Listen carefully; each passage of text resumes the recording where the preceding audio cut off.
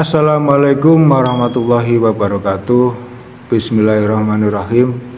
Atas berkat rahmat Allah yang Maha Kuasa, bismillahirrahmanirrahim. Subhanallah, alhamdulillah, astagfirullah. Bertemu dengan Awan Cemerlang lagi. Pada kesempatan kali ini kita akan menceritakan sejarah beliau Bapak Khalifatus Siddiqiyah, Bapak Sunyoto Hasan Ahmad, yang mana beliau merupakan Khalifah Siddiqiyah, juga pendiri Yayasan Pendidikan Siddiqiyah. Sudah lama kita ketahui bersama bahwa beliau Bapak Sunyoto Hasan Ahmad telah meninggal dunia, kembali ke rahmatullah. Alhamdulillahirabbil alamin. Bapak Sunyoto Hasan Ahmad adalah seorang yang husnul khotimah. Kisah masuknya Bapak Sunyoto Hasan Ahmad ke dalam Thariqah Siddiqiyah yaitu ketika beliau masih menjadi guru SD di negeri Banyuwangi. Bila pulang ke pelosok, beliau sering-sering mempengaruhi orang-orang pelosok, termasuk Bapak almarhum Alimun dan saudara-saudaranya Bapak Sunyoto sendiri, yaitu Bapak Mistam almarhum dan Bapak Ahmadi almarhum. Kata Bapak Sunyoto Hasan Ahmad, beliau berkata, agama Islam itu adalah agamanya orang Arab, dengan alasan satu, Al-Quran yang diturunkan adalah bahasa Arab, bukan bahasa Indonesia. Dan yang kedua, alasan beliau, dalam Al-Quran sendiri diterangkan, afala yang duru nailal ibli kaifa khuliqat, yang artinya, apakah kamu tidak memperhatikan betapakah unta itu dijadikan? Padahal binatang unta itu adanya di Timur Tengah, sedangkan di sini di Indonesia yang ada hanyalah sapi, kerbau, kambing, dan lain-lain. Maka seandainya agama Islam itu untuk seluruh manusia termasuk orang Indonesia, tentunya memakai kalimat, apakah kamu tidak memperhatikan betapakah sapi atau kerbau itu diciptakan? Itu alasan beliau. Tapi mengapa ayat itu memakai kalimat unta-unta, yang mana unta hanya ada di Timur Tengah? Ayat ini adalah jelas bahwa indikasi bahwa agama Islam itu hanya untuk orang Timur Tengah, orang Arab, bukan untuk orang Indonesia. Itu salah satu alasan beliau mengapa agama Islam itu seharusnya agama hanyalah untuk orang Arab, bukan untuk orang Indonesia. Yang ketiga, alasan beliau masalah surga yang dijanjikan. Surga yang dijanjikan dalam Al-Quran itu gambarannya adalah seperti taman-taman yang di sekitarnya banyak sungai-sungai. Bila surga itu gambarannya demikian, berarti yang cocok adalah daerah Arab, sebab di sana keadaannya padang pasir dan jarang ada sungainya. Sedangkan kalau di Indonesia tidaklah cocok, karena alamnya sudah seperti surga yang digambarkan, yaitu banyak sungainya, banyak bengawannya. Jadi jelaslah bahwa agama Islam itu adalah untuk orang Arab, bukan untuk orang Indonesia. Oleh karena itu beliau berpendapat demikian. Maka jika ada orang yang berpuasa dan sholat, ditertawakannya dianggap mempuasai orang Arab, mensolati agama orang Arab. Melihat hal demikian, Bapak Slamet almarhum yang sudah berusaha mendebatnya namun selalu kalah, melaporkannya kepada beliau Bapak Kiai Muhammad Mukhtar Mukti, Syekh Mukhtarullah Al-Mujtaba, Mursyid Thariqah Siddiqiyah. Bapak Kiai dawuh, lain waktu jika Sunyoto datang ke pelosok, ajaklah dia ke rumah saya. Dan akhirnya suatu saat ketika Bapak Sunyoto datang ke pelosok, dipertemukannya dengan beliau Bapak Kiai Muhammad Mukhtar Mukti oleh Bapak Slamet. Waktunya bertemu saat itu habis isya, sekitar jam 9 malam sampai jam 12 malam. Oleh karena Bapak Sunyoto itu orangnya pintar dan berpolitik, maka Bapak Kiai menghadapinya dengan halus dan lebih berpolitik. Sebelum masuk pada pokok pembahasan, Bapak Kiai memukadimai atau mengawali pembicaraan dengan kalimat, "Sebelum saya bicara pembicaraan saya nanti, jangan tergesa-gesa kamu telan mentah-mentah, dan jangan tergesa-gesa kamu tolak kontan-kontan." Bapak Sunyoto bertanya, "Sebabnya apa Bapak Kiai?" Bapak Kiai menjawab, "Sebabnya ada dua macam. Sebab yang pertama ada pada diriku, dan sebab yang kedua ada pada dirimu." Bapak Sunyoto Hasan Ahmad bertanya lagi, "Apa sebab pertama yang ada pada Bapak Kiai?" Kemudian beliau, Bapak Kiai Muhammad Mukhtar Mukti, menjawab, "Sebab yang pertama yang ada pada diri saya. Begini, omongan saya itu mungkin isinya benar dan mungkin isinya salah. Karena itu jika kamu tergesa-gesa menelannya atau tergesa-gesa memasukkannya ke dalam hatimu, iya kalau isi perkataan saya benar. Kalau isi perkataan saya salah, berarti kamu termasuk orang-orang yang menelan kesalahan. Tetapi kalau kontan-kontan kamu tolak, iya kalau isinya salah. Kalau benar, berarti kamu termasuk orang-orang yang menolak kebenaran. Karena itu jangan tergesa-gesa kamu tolak dan jangan tergesa-gesa kamu telan." Mendengarnya, Bapak Sunyoto Hasan Ahmad bertanya lagi, "Apa sebab yang kedua pada diri saya Bapak Kiai?" Bapak Kiai kembali menjawab, "Sebab di dalam diri kamu ada akal fikir, dan akal fikir itu fungsinya untuk menimbang benar atau salah, ada dan tidaknya. Maka kalau kamu tergesa-gesa menolak atau menerima, berarti akal fikirmu tidak berfungsi, dan jika tidak kamu fungsikan, berarti kamu termasuk mengkufuri nikmat Allah, yaitu nikmat akal fikir. Akan tetapi tidak mudah untuk menggunakan akal fikir sebagai penimbang. Dan untuk menimbang yang benar, kamu harus bisa menyingkirkan hal-hal yang membuat miring timbangan akal fikir, yaitu perasaan hati, senang, dan benci. Sebab jika kamu telah mempunyai perasaan senang terhadap saya, maka meskipun saya salah, tetaplah akan kamu telan ucapan saya. Sebaliknya, jika kamu telah mempunyai perasaan benci terhadap saya, maka kamu bagaimanapun benarnya saya pasti kamu tolak." Setelah kejadian tersebut, tanya jawab dengan Bapak Kiai. Setelah mukadimah tersebut didasarkan, kemudian Bapak Kiai baru memasuki persoalannya. Dan oleh karena Bapak Sunyoto sering mentertawakan orang yang mengerjakan sholat, maka oleh Bapak Kiai diawali dari masalah sholat, usoli, dan digali mulai an-nasir 4 perkara sampai seterusnya. Kemudian kata Bapak Slamet almarhum, setelah pertemuan tersebut Bapak Sunyoto Hasan Ahmad tidak bisa tidur sampai jam 3 pagi. Dan beliau Bapak Sunyoto setelah itu mengerjakan mandi, katanya mandi taubat. Kemudian beliau mengerjakan wiritan. Rupanya Bapak Sunyoto Hasan Ahmad merasa bersalah telah mempengaruhi teman-temannya dan saudara-saudaranya. Dengan demikian berarti ada hidayah masuk kepada Bapak Sunyoto. Setelah itu setiap kali Bapak Sunyoto pulang ke Ploso, selalu ingat dan ingin bertemu dengan Bapak Kiai, sebagaimana halnya Bapak Slamet almarhum. Selanjutnya oleh karena pintu sudah terbuka, maka oleh beliau Bapak Kiai, Bapak Sunyoto Hasan Ahmad digerojok terus dengan berlian ilmu oleh beliau Bapak Kiai. Kemudian setelah itu Bapak Sunyoto Hasan Ahmad memulai dengan berdakwah.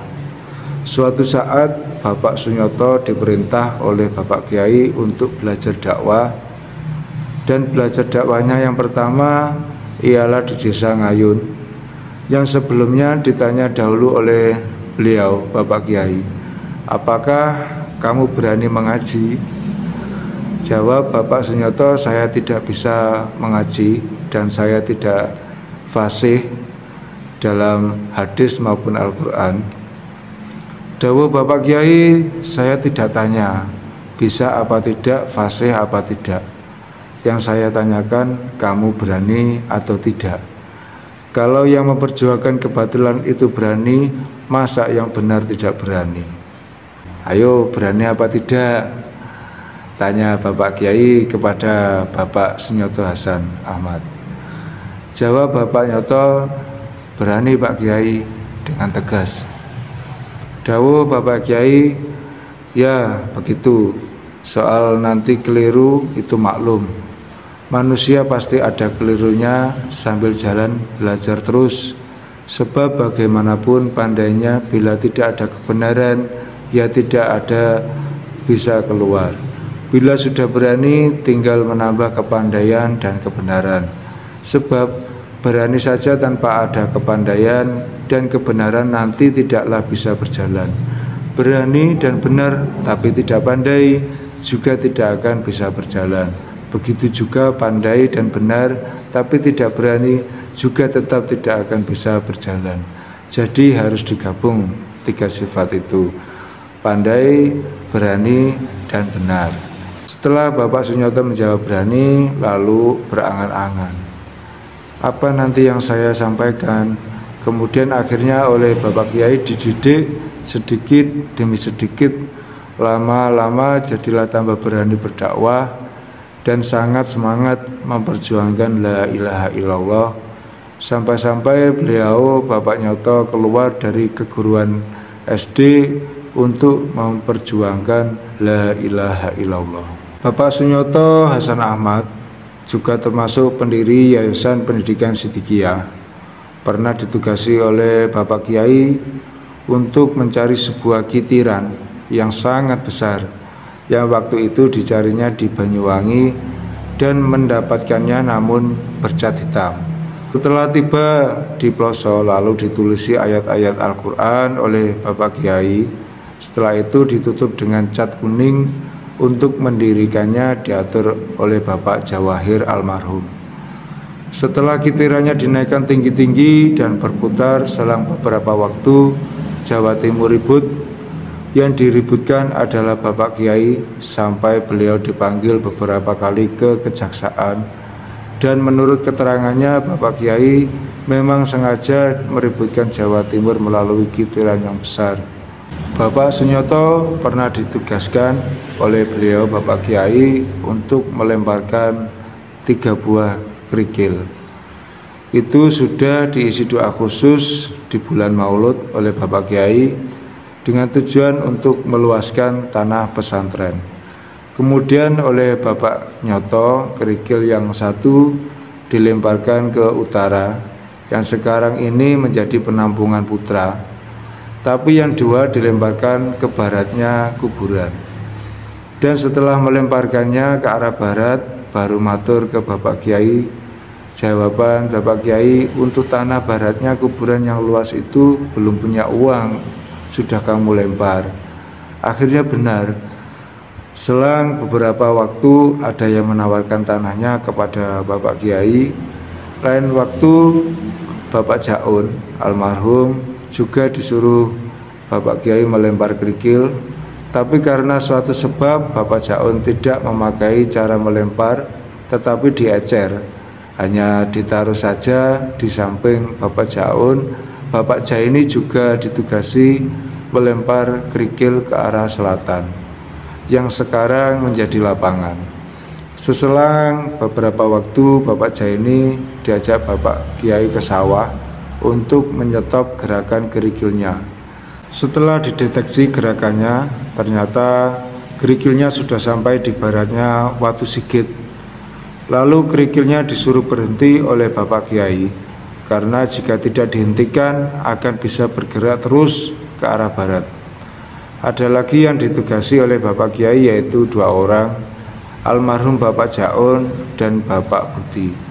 untuk mengukur sawah-sawah yang masih menjadi miliknya orang lain sampai seluas 60 hektar. Waktu itu ada 2 orang tersebut mengerjakan di waktu asar sampai selesai jam 9 malam. Ketika ditanya oleh Bapak Kiai sampai mana mengukurnya, jawab mereka sampai desa Jabon, Kebon Agung. Setelah itu ternyata ada tanah di Kebon Agung yang ditawarkannya kepada Bapak Kiai seluas 3,5 hektar dan sudah dibeli oleh Bapak Kiai, tapi sekarang sudah dijual lagi. Dan yang sudah diajari oleh Bapak Kiai yaitu cara membuat alat tersebut adalah Bapak Munif. Tapi seketika Bapak Munif mempraktekannya, yang mempunyai tanah sudah menawarkannya. Bapak Sunyoto juga pernah ikut rombongan ke Wali Songo yang pertama di saat akan mendirikan pondok yang dipimpin sendiri oleh Bapak Kiai, yaitu bersama para khalifah dengan mengendarai 2 mobil. Dan Bapak Kiai waktu itu juga membagikan tugas kepada tiap-tiap peserta rombongan. Adapun Bapak Sunyoto mendapatkan tugas bagian membayar warung saat makan. Bapak Tuhan almarhum bertugas mengambil tanah sedikit di tiap-tiap makom.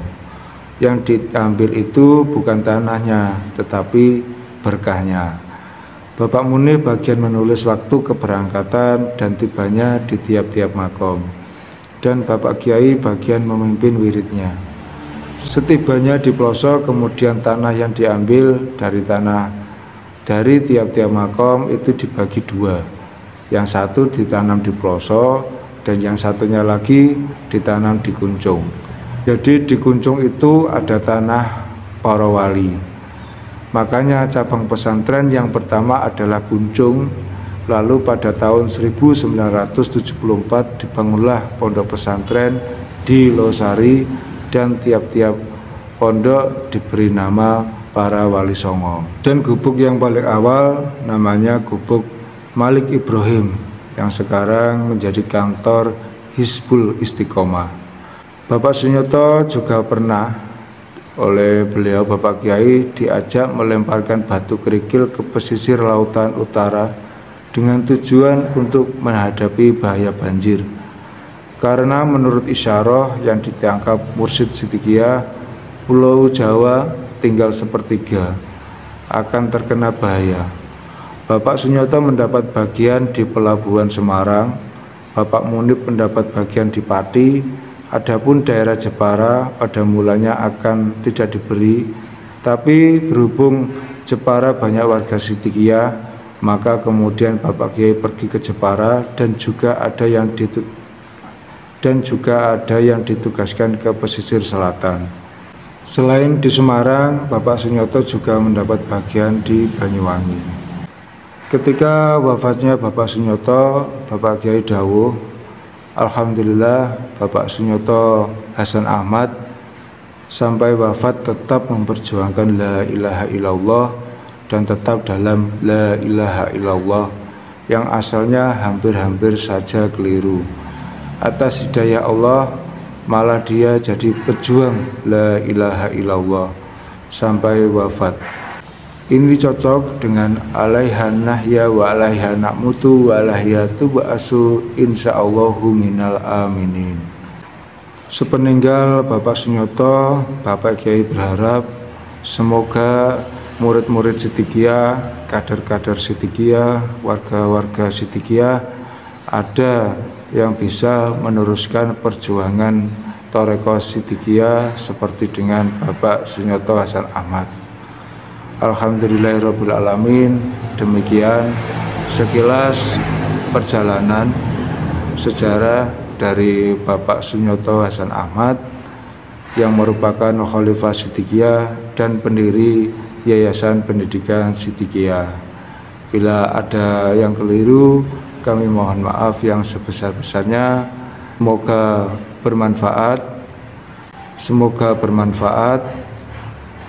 bermanfaat dan menjadi pelajaran bagi kita semua.